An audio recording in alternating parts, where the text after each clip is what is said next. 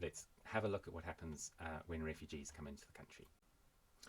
Okay, so first up, along comes our boat full of people, and those people are subsumed into, from an economics perspective, the households, and the government pays a certain amount of money to house and provide allowances and so forth for the people who have come in.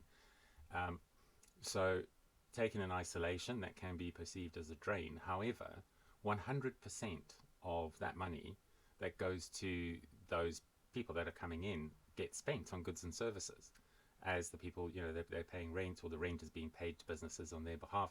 And so 100% of that actually flows directly into local businesses. So if anything, it's actually a payment. The cost of the refugees is a cost the government is incurring, sending it directly into the pockets and the profits of the businesses. So simplistically speaking, that's not necessarily a bad thing. It's money that stayed in the economy, as distinct from what happens with outsourcing. And the local economies benefit from that. And equally, the provision of goods and services increases labor requirements, increases the amount of salaries that are paid. So it's not really a drain on the UK economy, because the money's staying in the economy, unlike with outsourcing.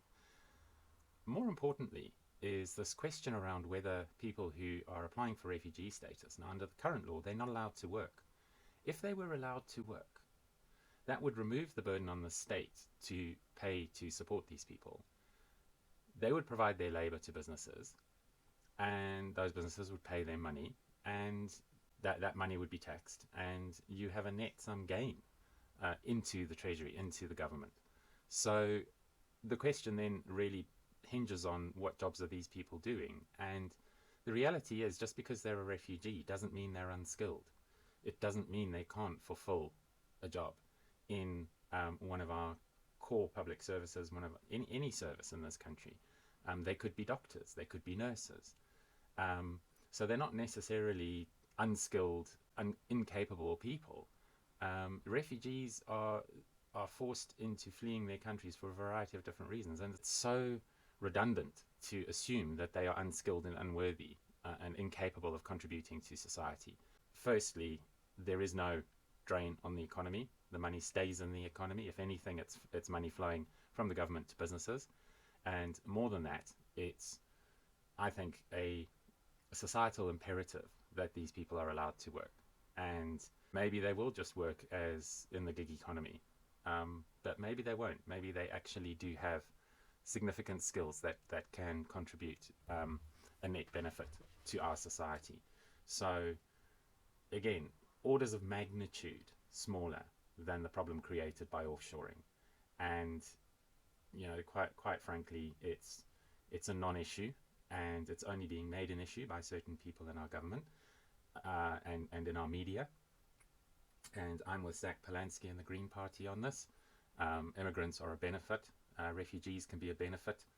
And let's not forget that a significant number of them have come to this country as a consequence of the actions of our government and our businesses in foreign countries, in foreign interventions. So I think let's just stop with that nonsense, and let's start looking at how we can actually benefit from having these people coming into our country. Beyond the benefits around diversity and all the soft side, there's a hard reality to this, and that is that these people have had educations, and there's no reason that they can't be contributing to our society. It's a political choice, and our governments are choosing to not let them work. And as a consequence, yes, then they are perceived as a drain on the economy, but ultimately they're not, because that money, 100% of it's spent in the economy. None of it's frittered away to the Cayman Islands.